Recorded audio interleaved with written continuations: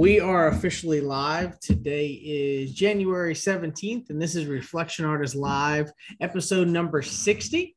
And we have special guests with us today, Tommy Davis of Angelwax USA. And he's been in, I'm sorry? So good morning. Oh, yes, good morning. And he's been in the industry in and out for roughly around 28 years, which is a while. So he's got some experience he brings to the table, but not to mention, the past 6 years of his hustle and grind with the Angelwax brand and the difference he's made with putting that out there and, everybody kind of accepting that because of the premium brand that it is. And, that's what he's going to dive into and how and where Angelwax, came from and, the benefits of the brand and of course his background of the in and out of 28 years with detailing and all the wonderful things he's seen. So Tommy, thank you of course for taking the time to be on and take the time out of the day to spend with us and let us know how you got into this wonderful world of detailing from back as far back as you could remember. Oh, well, thanks for having me.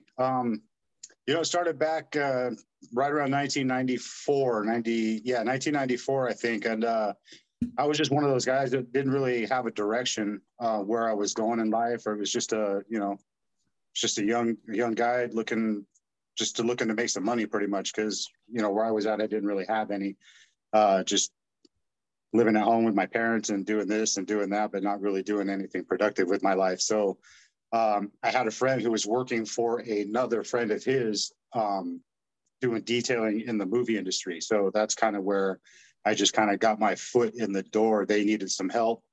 And I came in one weekend and that was pretty much it. I was pretty much hooked. So from that point on, whenever they needed somebody, I was the guy that they called until they brought me on full time. What was the state and city that this was in? It was in California, Burbank. Okay. So the guy that I was working for, his father was a driver, big production vehicles. He was a driver. So he had an inn. And at that point in time, we were the only mobile detailers allowed on all of the studio lots, like Warner Brothers and Universal and Paramount and Sony and all of those other ones. So we had a little bit of an advantage. Wow. So that's being able to basically clean up these cars that are going on camera. I mean, was there any specific ones that really stand out to you that you're able to speak on that you had the opportunity to work with? Well, we did a lot of movies and, a lot of them I don't remember. And when they're filming the movies, you get little production placards that you put on the dashboard so they know where you're going and whatnot. And a lot of them have different names than what the actual movie was. So a lot of times we didn't even know what we were working on. But the very first movie that I ever worked on with this company was Bulletproof with Adam Sandler and Damon Wayans. Oh, yeah. Okay. And from that movie, we picked up Damon Wayans as a regular client, which means that we would go to his house or at the studio, wherever he was at, and take care of all his cars. He was the first real celebrity that I got to meet and know and, be around. And be on more of a personal level, because at that point it was a business transaction, but you actually got to see this person. Yeah. That's cool. So cool dude, laid back? Yeah, he's all right. A lot of these actors, they have a certain persona thing about them, but off the camera, most of them are pretty cool. There's been quite a few that I've hung out with. Vincent Gentile will tell you, we sat and had a beer with Kid Rock one time on the set of the TV show VIP. I don't know if you know what that show was with Pam Anderson. Doesn't ring a bell. That's from the 90s? Yeah, definitely from the 90s. Yeah. Nice. Yeah, I know he's a pretty laid back cat himself. Yeah, he's a pretty laid back guy. He invited us in, gave us a beer, chatted us up for a little while in the middle of doing our work, detailing cars, production vehicles, and all that other good stuff. So once you started getting that ball rolling and you started picking up clientele, what direction did the business go from there? He had already been doing it for a little while once I came in. So he had already had a standard practice, if you will. So that was pretty much it. And then from there, you just keep picking up shows and you keep meeting new people, and you just keep on going and going and going. That was his whole life, was just doing studio stuff, not much outside of that. That's a pretty good detail and lifestyle, though. I mean, compared to most stories where, you know, they're doing it for a friend of a friend or a family member, but being able to do it basically Hollywood style, that's a whole nother ball game to say. Yeah. And then, you know, from there, I went to another detailer who was also doing the same thing. And then after that guy, then myself and Vincent Gentile's brother and another friend of ours kind of started our own thing, and we were kind of doing the same thing. I wasn't really part of an owner of that. I was more like just an employee, because I wasn't really trying to own my own business. It's not the direction I was trying to go. Watching everybody else own their own businesses and see the struggles and all that, and that wasn't me at that point. Yeah, he's just like, nah, I'm not dealing with that right now. That's I not. I wasn't that guy. Now, at what point did you make a transition out of detailing? I think it was after that third round with the friends of mine. After that kind of fizzled out. I'm really bad with years, but it was somewhere in the 2000s. I went back to when I was about 13 years old. I started cleaning carpets professionally. Oh, nice. Yeah, with a friend of mine from high school and his dad. They owned a business in the town that we grew up in, so I just kind of did work for them. And after I decided to get out of detailing for a little while, that's what I did. I went to carpet cleaning and emergency flood service, and I did that for 10, 12 years, something like that. You know, excelled in that, moved in that, was a crew chief for a couple companies, which is what brought me to Vegas. And but always still doing detailing on the side and in the background, and helping friends out and trying to stay within the realm of what I know how to do. Yeah, I mean, a lot of that kind of goes hand in hand a little bit, right? You know, with the expertise of cleaning in general. Absolutely. And getting into the carpet cleaning is what prompted me to be okay with going into the detailing part of it, and which I really actually liked. I liked the detailing, and I just the guys that I was working for, there wasn't really any room for advancement. You know, I was just getting tired and burnt out from doing the same shit for the same people all the time and not really stepping up any ladder. So, which is why I've moved on to the other one, where I was able to move up and excel. No, that makes sense. And that's how it's got to be, right? Yeah. You have nowhere to grow, then it becomes redundant. Then you just get bored, and there's nothing there no more. There's no fire behind it. Yeah, especially with somebody who already didn't have any direction, not given any direction to go into from the people that are supposed to be helping me. So after spending, the years that you did with the carpet cleaning business, you found your way back into detailing? I did. After I moved here to Vegas, I went through 2 or 3 different carpet cleaning companies. I just wasn't happy. And I think a lot of that had to do with being here in Vegas in the first place. I moved here to create a better life for myself and my family, because I wasn't going anywhere back home except downhill. So I came out here and I was doing okay. And then after you get laid off a few times, you kind of start to doubt yourself and things that you're doing and whatnot. And I was headed down a pretty dark path after pulling myself out of a dark place. And I had a friend who was a window tinter out here, and they were looking to start detailing within their tinting business. So he brought me in and was like, look, this is what we're going to do. We want us to do detailing. We want you to do it for us. And that was kind of my intro back into the detailing. Nice. So what was the time frame on that? What year was that roughly? I want to say roughly 2012, 13, somewhere right around there. So you were coming back in a good time. To my point is that, with the paint correction becoming, it's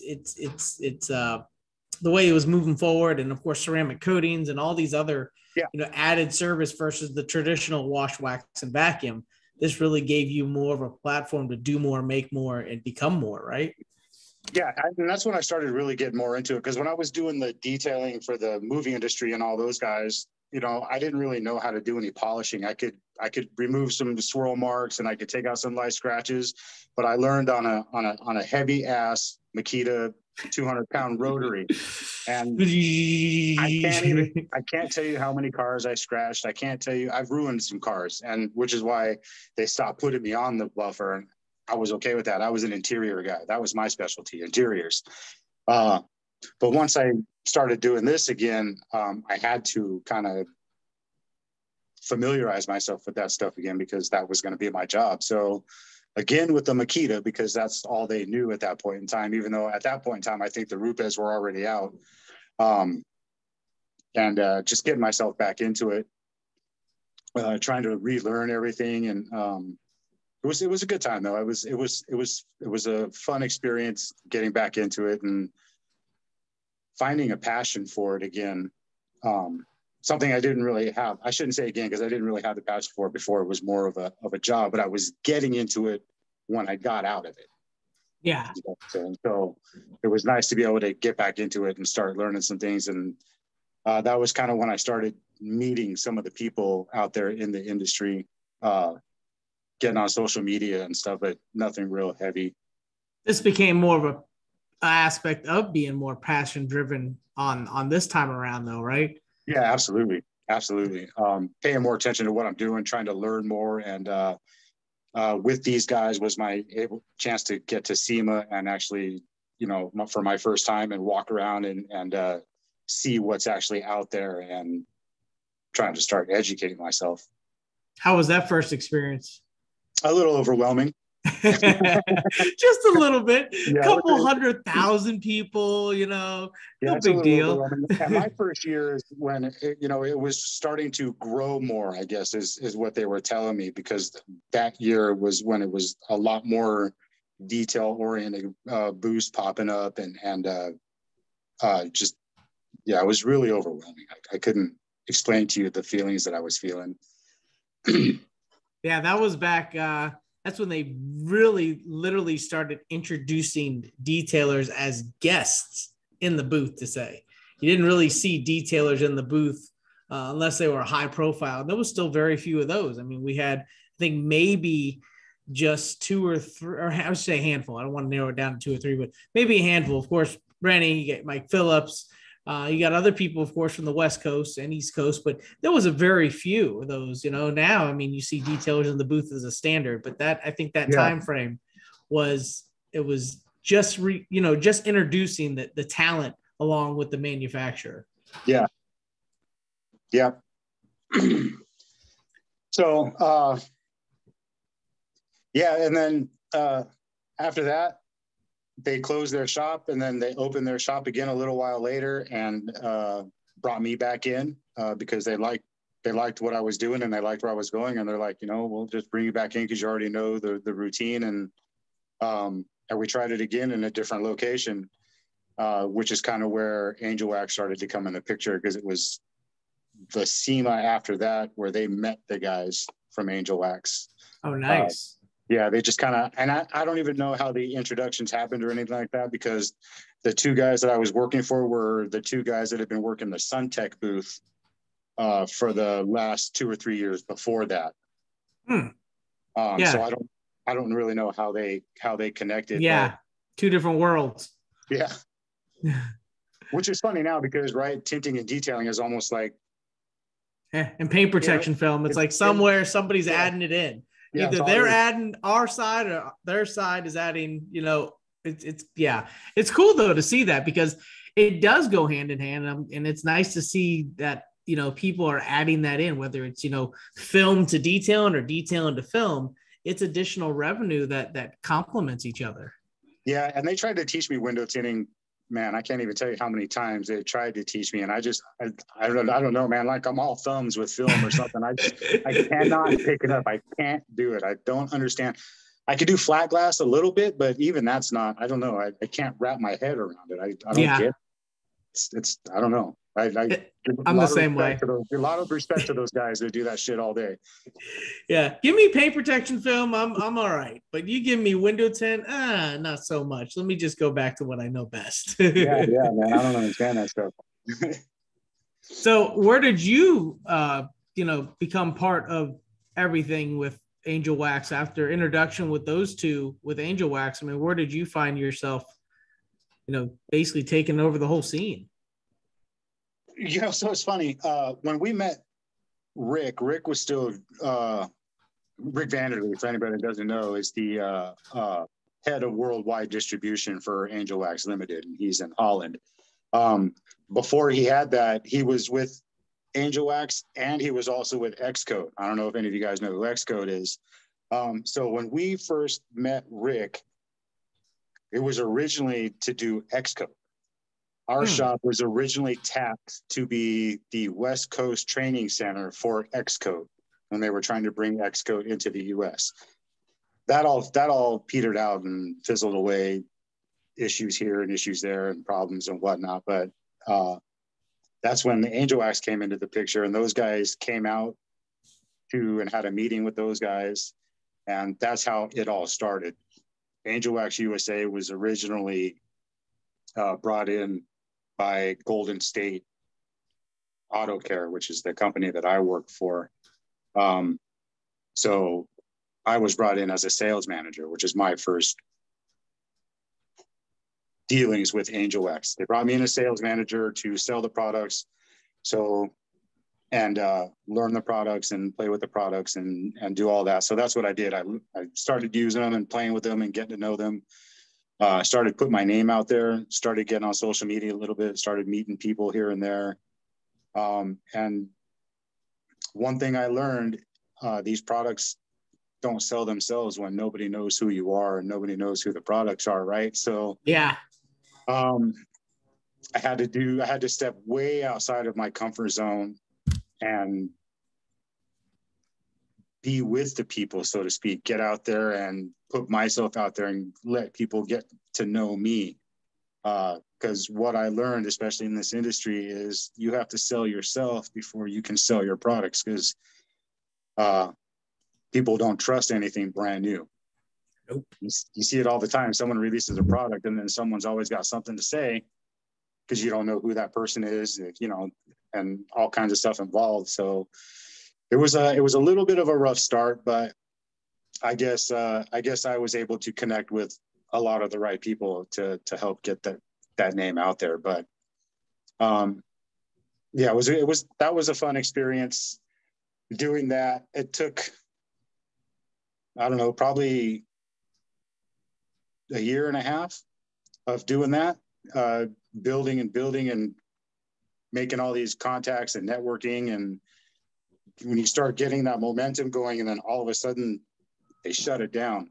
So the guys that I was working for didn't feel that Angelwax was working for them. Wasn't bringing in the money they expected right away. I don't know what they expected after only a few months. You know what I mean? Like, yeah. And this was the original shop. A few months of traction. You know what I mean? We're finally getting traction. It's been a few months. Money's coming in, but they weren't letting me do the things you need to do in order to get these. Sometimes you have to give away a free product. Sometimes you have to do discounts. Sometimes you have to go places and meet people. And this was all stuff that they weren't letting me do because they didn't understand that it was new for all of us. So these are the deposits you have to make before the withdrawals, right? Yes, absolutely. So at the end of the day, it wasn't working out for them. So what they did is, instead of letting the guys at Angelwax know that it wasn't working out and they, maybe they weren't going to do it and go somewhere else, they just took all of the products, they put everything in a storage unit, they laid me off, and they shut the doors to the shop. And then they just went on about their business doing flat glass. They didn't call the guys at Angelwax. They didn't tell them that, they just kind of left it hanging. But you were still at least in the mix of all this, of knowing what was going on, right? Yes, I knew what was going on. And every time someone would reach out to me for products, I would just be like, look, I don't know what to tell you. You have to contact the guys and see if they'll sell it to you. I was trying to send them to the guys because they still had the products, but the guys weren't responding. So then I was like, all right, well then, contact Rick Vanderlee here, get a hold of him. He'll get you taken care of, and that went on for, probably 3-4 months.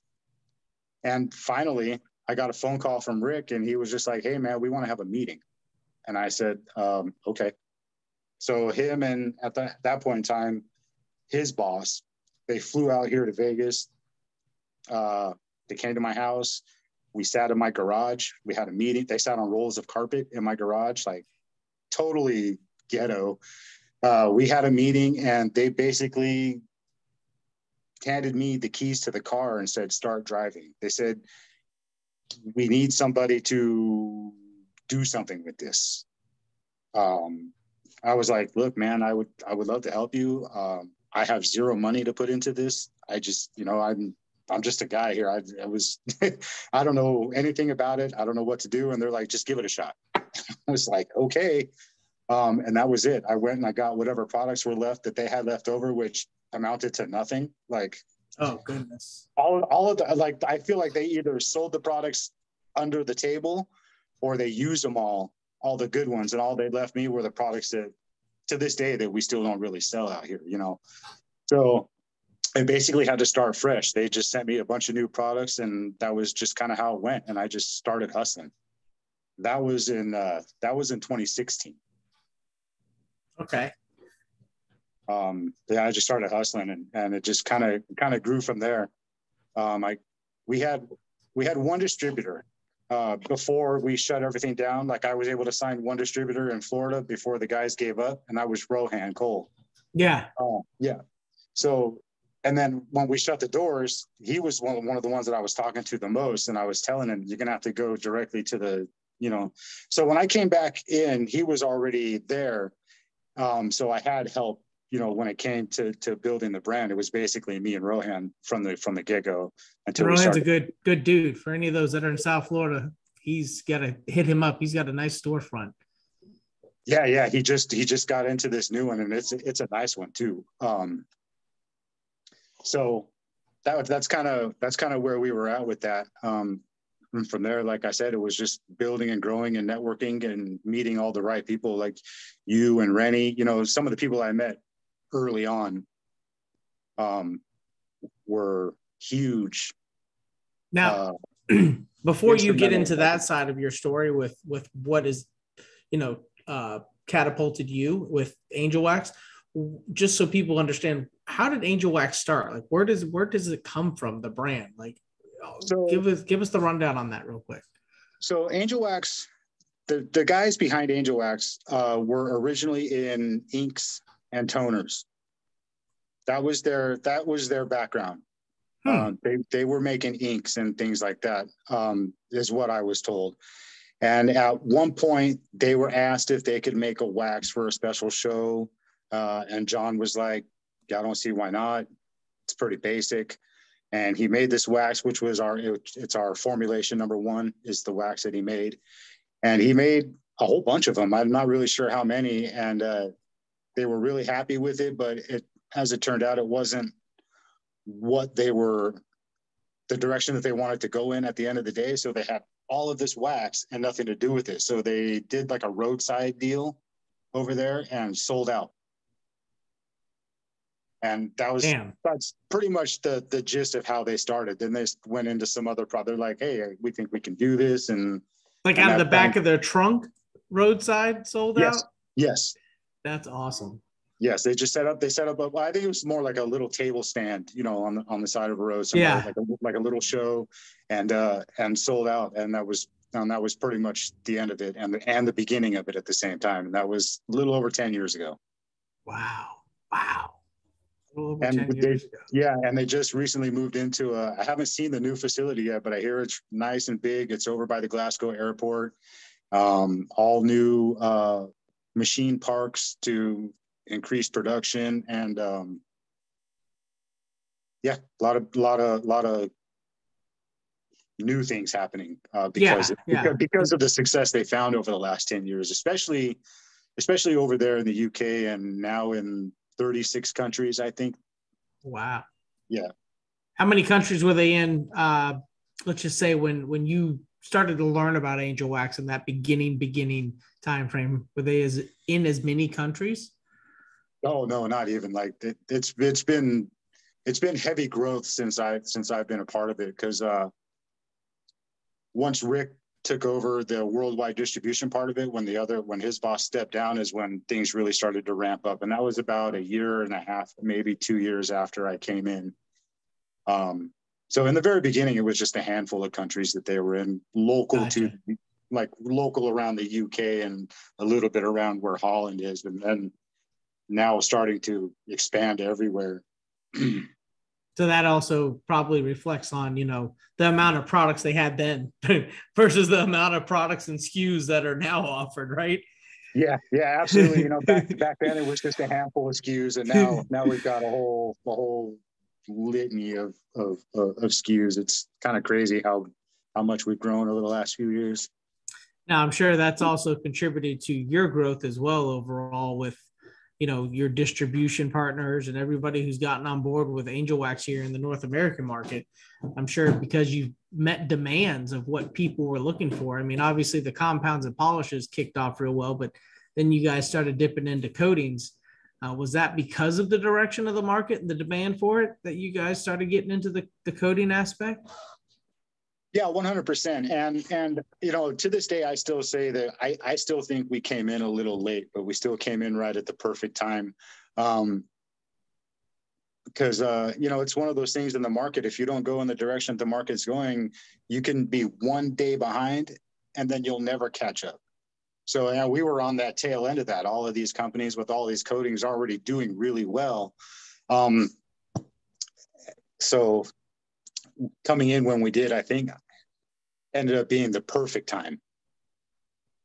Yeah, I agree. Now, and then with your takeover, and then you started kicking butt with the growth of Angelwax here in North America. Did that contribute to it once you started bringing those things to the table, especially since you got to network and start to meet people and understand what detailers were looking for within a brand? Yeah, absolutely. And that's one thing that he asked for, our chemist, John. He was just like, anything that people need or anything that they want, let me know. And if it's something feasible, then we'll work on putting it out there because, it was the USA is a whole new market for them. So, when I was doing this, like, again, we were both learning at the same time. They were learning and we were learning. I didn't know how to run a business and they didn't know how business in the US went. So it was kind of like, I would learn something and I would tell them and they would be like, well, why? And I'd be like, well, I don't know. It's just kind of how things are done Just here how in it the works. US. So it was a real learning experience, but it was fun doing it too. Cause like I said, this is something that I didn't really ever have planned for myself, running my own business. And I don't consider myself an entrepreneur, but I'm still, running things here in the US. So it's a lot of work. Yeah, it is. It's a lot of work. I everything that Billy says, Billy Bogus, I listen to because it's hard. And but having those guys in the UK behind me and them willing to do the things that the people ask for and put out the products that the people ask for has helped greatly. Yeah. Well, and having all that is time management, right? Just being, as we're older versus maybe teenagers and kids where they don't time manage nothing, you know what I mean? And as we're growing up, we don't know what that means. We just go. But as you do get older, it's one of those things where you take a look at that and you take it more serious because it becomes a priority. And if you don't dedicate the certain amount of time to get the task done, then you're not going to get it done. And when you're in charge and nobody else is telling you to do it other than you and having to get stuff done and push to get it done, that's where it means something. And that's where that time manager is like, okay, I got to put the pleasure of my life away to work on the responsibilities now to get this done and then go back and play. Oh, yeah. And, I would say this year was probably the first year that I wasn't all in 24/7. Nice. Where I was able to take some time. I mean, my phone was take always a breather. On me. My phone was always on me. I was always around to answer questions, but I was able to take more time for the family, which is the first 4 years of building this is something that I didn't do. I miss Christmases and I miss Thanksgivings and things like that because I was more into building the brand and getting that off the ground. You were all in. Now, what was your first official SEMA that you were able to go to SEMA with the brand as the US rep? That would be 2016. So I took over in early August, and that SEMA was my first SEMA as the US rep. How'd that feel going back into it from just walking the floor a few years past to now having a booth there?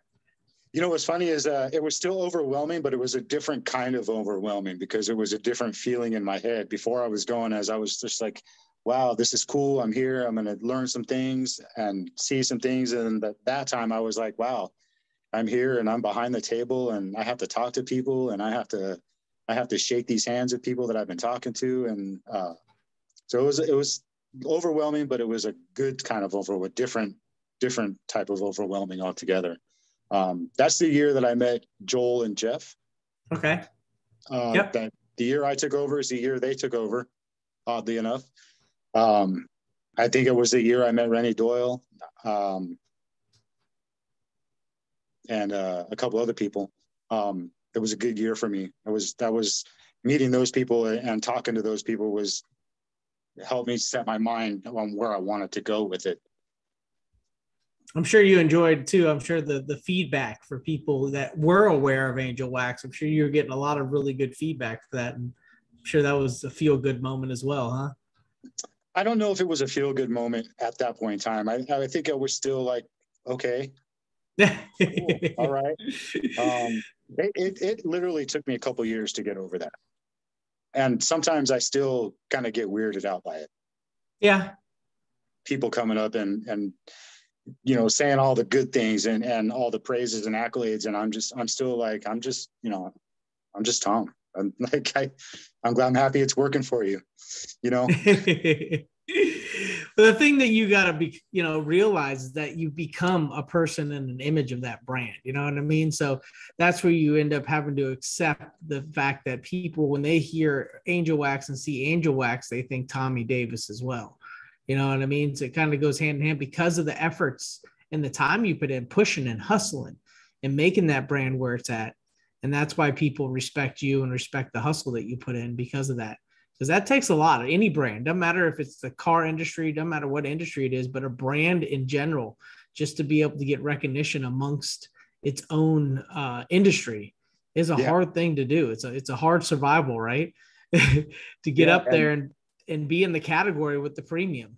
And you see it every day, new brands coming out, and I'm just, you know, and I'm just like, man, I hope you guys make it, but I hope you guys understand that it's a rough ride. I mean, you can't just put out a product. I mean, you have to really overindulge in everything. Yeah, you really have to be behind. I was told quite a few times in the very beginning that I needed to chill out in some of these groups, you know, because I was like advertising everywhere and pushing hard and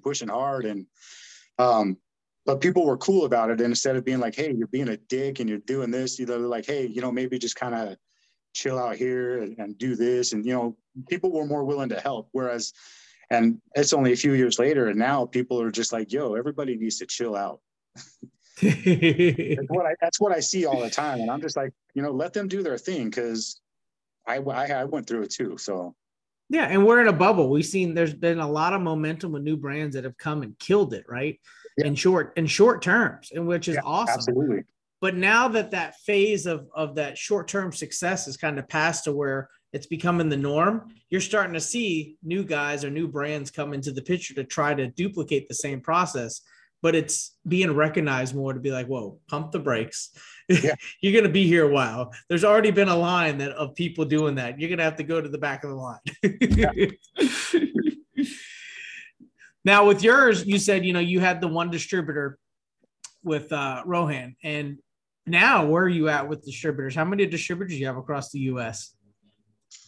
I'm going to be a little bit of a pause here for a second while I think about that. Doesn't have to be an exact number, but, you know, just more of a rough idea. Obviously, anything is better than one. Yeah, I mean, overall, I think we're somewhere right around 7. Okay. That's still a damn good number. I mean, because that still covers a good amount of the regions, right? Yeah, absolutely. And, you know, it could be more. I got a lot of people that want to jump in and start reselling the product. But something that I've learned over the years is, you know, I thought that detailers pushing products was the best way to go because detailers pushing products would get other detailers to want to buy the products. And that worked in the beginning. But what I'm finding is detailers selling products detailers have to also concentrate on their other businesses too, so they don't have time to focus on selling the product. So now what I'm trying to do is focus on finding salespeople to sell the products as opposed to other detailers, which is why we slowed down on bringing in resellers, because I need people now that are more focused on pushing products than they are pushing another business. Yeah. And that's a hard call, because you can have a great person, great sales, great everything, but he's good at what he does for his business. And he could be good at what he does for your business, but he really needs to focus on his business, because he's sometimes could be only a one-man band or just have a helper. And that doesn't give him much time left over to push the Angelwax brand, to say. Yeah, so it absolutely. kind of indirectly neglects it, not deliberately, but just, because he doesn't have the time to, right? So, and then you get the shops that are big, where the owner is a great salesman and has more than enough time and a sales staff to do it. But you don't want to just pick on those bigger shops, because then it looks like you're only using the big guys to push your brand. Yeah, absolutely. So it's like a weird catch-22, right? Yeah, it is. Absolutely. It's a weird situation, but I'm trying to figure out ways to filter it out and compromise and whatnot. So we'll see how it goes from there. A lot of that will be easier to do once we have. One thing that we've been lacking is having a foot on the ground here in the U.S. as a warehouse type, where we have enough product for the entire country in one spot, like Auto Geek has and IGL has, and some of these other companies. Something that we've been working on that we haven't been able to do yet. But I'm proud to say here on this show that by March, we'll have a warehouse open here in the U.S. Nice. Yeah. Congratulations on that. Hell yeah. That's awesome. Yeah, that's huge for us. And I think that will help catapult us to the next level, that because we've kind of been stagnant right here for a little while. And I think that's what we needed to, because we can't get to some of these bigger places that we want to get into because we don't have the product here. And that a lot of people prefer that before they want to jump into something like that. So hopefully that changes our. Oh yeah. Being able to facilitate inventory and yes. At your own will of what you can and can't do on limitations, and of course to supply to your existing distributors, that you don't have to worry about that funnel, and ship as you go. I'm sure you've seen my public displays of frustration on shipping over the last few years. It's been pretty crazy, and we're hoping that this will alleviate all of that. Yeah, I can only imagine. Oh. Yeah, that's in general, right? The shipping issue is across the world. It's not like it's a itemized situation, or just a situation that's just dialed in with one person or one sector of an industry. It's like all of us are dealing with it. Even ordering off Amazon, it's a pain in the butt. Yeah, and we've been having shipping issues from the get-go, coming from there to here. Yeah. So it's been a challenge, to say the least.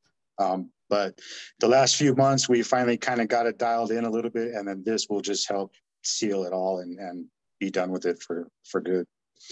Very nice. So I'm excited about that. It'll be in Florida. There you go. Right in the backyard. South Florida? Yes. Yeah, so there's a lot of options down there. With getting into product, I know the last 2 years almost, you guys have been able to release the ceramic coating line that you offer. If you don't mind, can you speak on, the ceramic line that you offer and the value and the benefits and what approach you guys took coming into the market with that? We just wanted something that was going to be easy and reliable. That's kind of what they were looking for. So, and I think part of the reason why he waited so long to do that was because he, John Hogg, our chemist, he's one of those people, he's almost like a perfectionist. He won't release a product unless he feels it's ready to go. And the ceramic coatings were in testing phases and R&D for about 4 years before they were released. So he went with the single layer. There's a 5-year, there's a 2-year, and that was That's pretty much, you know, wanted to make it strong, wanted to make it easy to apply. So that's pretty much, you know, I don't mess around with the ceramic coatings too much. So I can answer questions if they're asked, but it's easier for me that way. No, it's just there's a lot of popularity and a lot of buzz going around the ceramics right now with Angelwax. I mean, obviously, the platform of, I think, where a lot of your fame was built on was the compounds and polishes. I mean, they were home runs, right out the park. People were, demand was crazy for them. Yeah, you know, those ended up being our bread and butter for a very long time, and they're still our top sellers to this day. So yeah, those were good products. I like those. Yeah. But no, with leading, obviously, you know, a good polishing, correction, all that leads into the last standing product to say, you know, whether it be a wax or a sealant or ceramic coating. But, you know, obviously the industry is driven by some kind of coating protection at this point, this day and age, right? Yeah. So that's where I ask on that, because you guys, you know, coming into the market, as you mentioned, you know, it seems to be a little late, but I feel like with you guys and your brand recognition, maybe a little late on a timeline, but I think it feels also the sweet spot to be able to pick up and add the value to that category with the Angelwax name. Oh yeah, absolutely. And, you know, I'd like to grow up more the ceramic coatings, but, you know, we're trying to stick with the protecting everybody's areas and not putting installers everywhere and overcrowding all of these areas and whatnot. So, you know, there's actually a little bit of I wouldn't say a waiting list, but there's people that want to be added to a list. So if there's an opening in their area that comes around, so that's kind of cool. And that kind of speaks to the quality of the product, that people are willing to wait for it, you know, to get access to it. So you guys, you're going to basically take over more of a territory approach with being able to have installers in certain areas without overlapping them, to say? Yeah, that's the route that we went. I gave everybody about 50 miles. Nice. Where we won't put anybody. And, but I also left it open. So I give them the option. So if someone in their area wants it, then I'll come to them first and ask them. Cause what I'm finding is a lot of these guys are okay with it.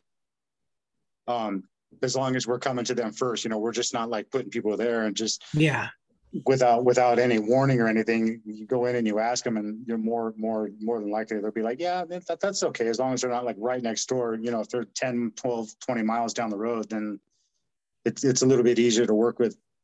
All the guys want is a little bit of security and know that we're back there, you know, we got their back pretty much. So it's been working out. Everybody's happy.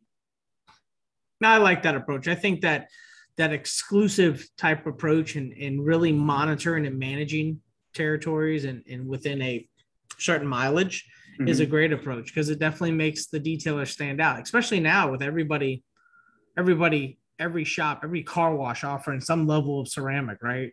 Some level of ceramic protection, and being able to go to the, you know, the one installer that carries this specific brand that has these great benefits versus this guy and the four other guys within a couple block radius carrying all the same stuff and their prices being all over the place. It just gives you a little bit more value, I feel like. And, you know, one of the coating brands I work with, they're good with that, G-Technic. They've been good with exclusivity, but there's a couple out there that started that way, but unfortunately they didn't follow through with their original plan. And it really disrupted the market and upset a lot of installers and detailers. And now everybody and their mom get a hold of the product, which is fine too, because it helped, right, with more consumer marketing, to say, consumer awareness, which is cool. Yeah. So, I mean, even though it was kind of a negative, it played out as a positive. So it kind of worked its way out. But still, it's nice to see that there's still some brands that hold the integrity of that territory aspect. Yeah, there's a fine line, you know, because a brand wants to grow and they want to sell more coatings. And the way to do that is to bring in more installers. But at the same time, you bring in more installers and you start flooding markets, and then you start pissing off your other installers. So you kind of got to find that, happy medium. And I found that just asking them makes a huge difference. Oh, yeah. it makes a huge difference. You just ask them, and more than likely they'll be like, yeah, like, that's okay. One or two, I guess I can deal with. I appreciate you asking me. That's all it takes. Communication, right? It's like a marriage. Communication is key. Yeah. We all learn that one the hard way, don't we?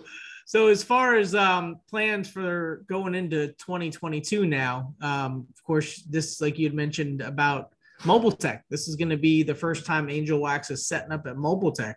Yes. You looking forward to that? I am looking forward to it a lot. And we're already planning, if the turnout is good, then we're going to put more efforts into future Mobile Techs, doing bigger and better things and kind of like we do, with SEMA. But these are the only two shows that we're going to concentrate on. We're not concentrating on any other shows this year. Are you going to be doing the Southern Detailers Conference by any chance? We will not be there this year. Okay. I know that's going to be a fluctuation in vendors just because of it being a new show, new event kind of thing. So based on how the growth of that is going to be based on, of course, how many people will decide to continue to do it or step out and then step back in kind of scenario. Yeah, we'll see what the future holds for that one. But right now we figure we'll just put all our efforts on these two shows and grow those from stick. there. Those are going nowhere. Yeah.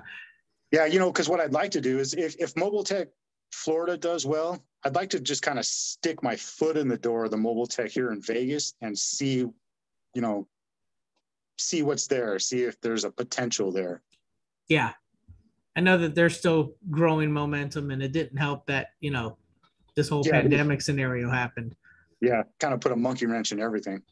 Yeah, big time. Well, I'm excited too. I mean, the place that they have it at, the Rosen here in Orlando, it's huge. So they're able to facilitate a lot of people. There's a lot of space there. They're like a huge, huge convention resort style kind of layout. Yeah, I saw the map of all the vendors and stuff. And I noticed that I saw the map last year too. And I noticed that this year there's actually quite a few more detail-oriented vendors there. Yeah, 2020, I want to say we reached that that 50-50 mark. And I say 50-50 mark of because it used to be dominantly PDR. Right. And what's the other word I'm looking for? Where any kind of damn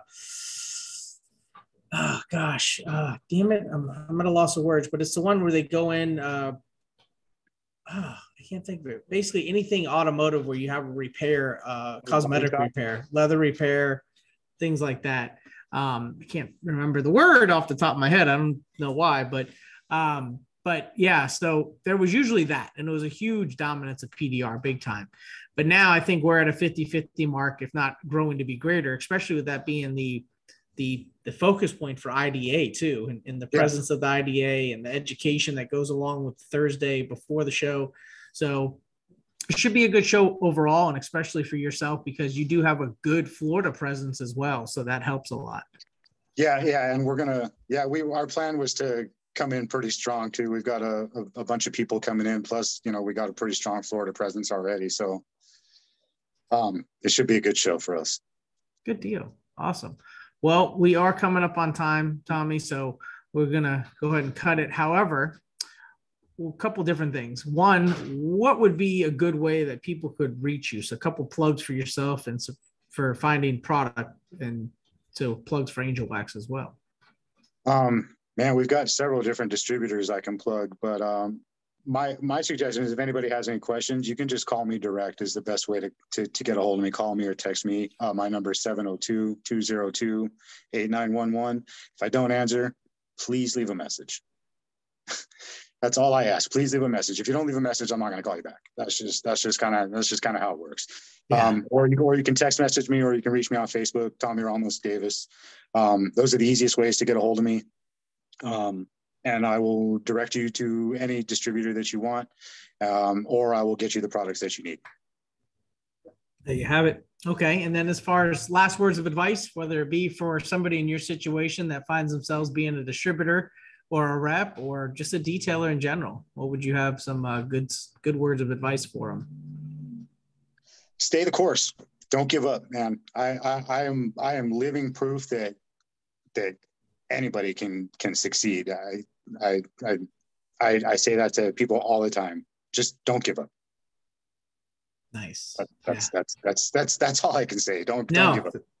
Your story proves it, right? You know, you live by the story of that success, you know, going from basically the worker type scenario to running something and being your own boss, what most people dream for and can't figure out how to get there. So yeah, absolutely.